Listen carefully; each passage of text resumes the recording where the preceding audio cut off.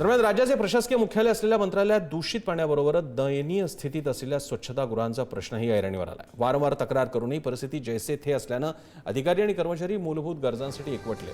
अधिकाऱ्यांनी थेट मुख्य सचिवांना पत्र लिहून दूषित पाण्याबरोबरच स्वच्छतागृहांची अवस्था सुधारण्याची मागणी केली आहे। मंत्रालयासारख्या संवेदनशील ठिकाणी पिण्याचं पाणी दूषित असणं आणि त्यामुळे शासकीय यंत्रणेचं आरोग्य धोक्यात येणं हे गंभीर आणि निष्काळजीपणाचं लक्षण असल्याचं अधिकाऱ्यांनी सचिवांना लिहिलेल्या पत्रात नमूद केलं आहे। दूषित पाणी पुरवठ्याबाबत विविध संघटनांनी आवाज उठवला, परंतु कोणतेही समाधानकारक स्पष्टीकरण यंत्रणेकडून दिलं गेलं नसल्याची खंत सचिवांना लिहिलेल्या पत्रात व्यक्त करण्यात आली। सुशांत सावंत आपल्याला अधिक माहिती देत आहेत। सुशांत,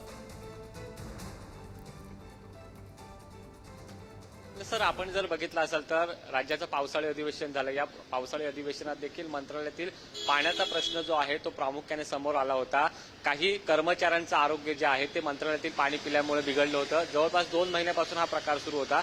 आता देखील असंच पाणी जे आहे ते मंत्रालयात येते। त्यासोबत मंत्रालयातली स्वच्छता आहे, जे मंत्रालयातले टॉयलेट्स आहेत ते अतिशय घाण असल्याची तक्रार मंत्रालयातील कर्मचाऱ्यांनी आणि त्यांच्या विविध संघटनांनी जी आहे ती मुख्य सचिवांकडे केलेली आहे।